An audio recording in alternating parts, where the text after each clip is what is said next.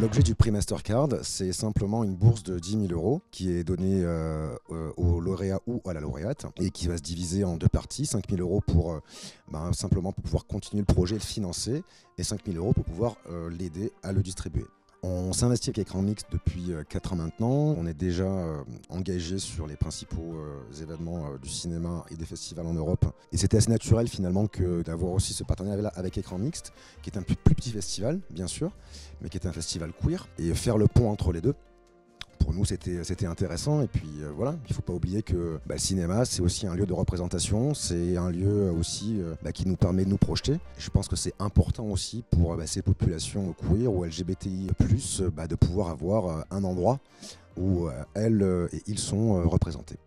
C'était dur à choisir parce qu'on a aimé beaucoup de films, presque tous les films. Le Grand Prix, c'est Les damnés ne pleurent pas. C'est un film qui nous a tous impressionnés à la fois par la force politique de cette histoire d'un jeune homme marocain qui a des désirs homosexuels et qui se débat dans la société. C'est bouleversant, c'est innocent dans le traitement, c'est vraiment l'émotion.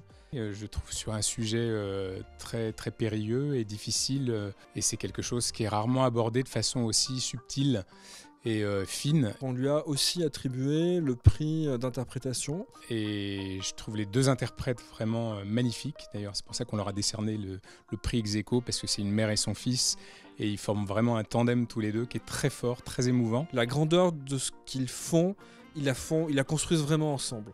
Et ça nous semblait un non-sens de les départager.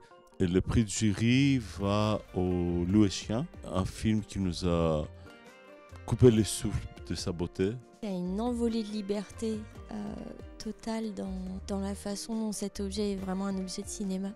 Et comment il est construit, comment on rencontre ces personnages. Et c'est vraiment un pur film de mise en scène. C'est un geste extrêmement artiste. Et il y a un effet d'immersion très très forte dans un monde que la cinéaste fait exister avec une grâce esthétique vraiment très très séduisante et impressionnante à la fois. Il m'a complètement emportée. Voilà, c'est un film qui a gagné mon cœur.